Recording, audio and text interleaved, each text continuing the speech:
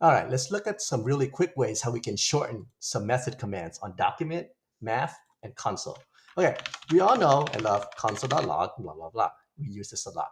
Now, every time we have to type console.log, there are two ways that we can shorten this. One, const log now just equals to a function that takes in a string and returns console.log of that string, right? So now we can just do log, blah, blah, blah, and we get our string. Well, what's the second way? Well, the second way is actually a little bit shorter. We can just do log is equal to console.log, okay? Because we can copy functions directly like this, log, blah, blah, blah, okay? So what's going on here deep underneath the hood? Whenever you create a variable, this is a pointer. Pointers in JavaScript are really simple, not like in C or C++. A pointer is just the address of the memory where console.log is stored. So hey, when we access log, it just reads that memory address and calls console.log. Cool, right? Another way is that we can use destructuring. So we can do const log is equal to console. Okay. Now, the cool thing about destructuring is that we can also take other things from console, like table, console.table, right? So now you can log, and then let's do a console table of an array, like this. Okay. And we get that right away. Cool, right? Now remember, when you're destructuring, these variables have to match the method names inside of console. If you want log to be something else, let's just call it A, you have to do this, okay?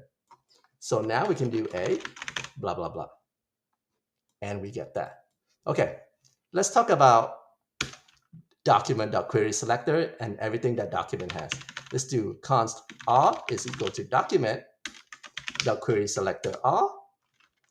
And then now, can we just do console.log r, and then I'm going to select the .hide class from my HTML right here. But if we look on the right, it says illegal invocation. I'll talk about that later. But right now, how do we get around this? Well, we would have to use a function.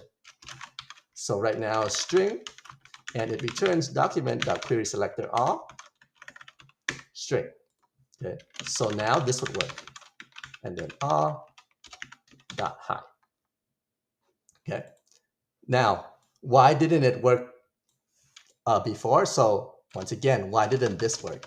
Even though it works with console, right? Well, that's because all of the methods that's attached to the document object has a very special internal property. For this to run, it requires that the this keyword of query selector r has to point to document.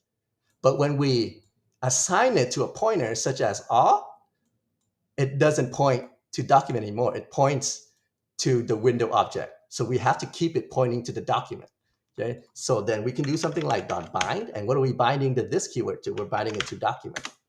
Okay, so now it'll work. See, but this now prevents us from using things like deconstruction, right? So you can't just do const query selector and then document. Okay, this doesn't work, and you cannot do .bind in here either. Yeah, because it does not let you use the dot notation inside of destructuring. Yeah. Okay, I hope that was useful, and this is really useful if you're trying to do the math object too. So you can do something like pi as just pi, like this, and then let's do max, and also let's do min will be equal to the math object, right?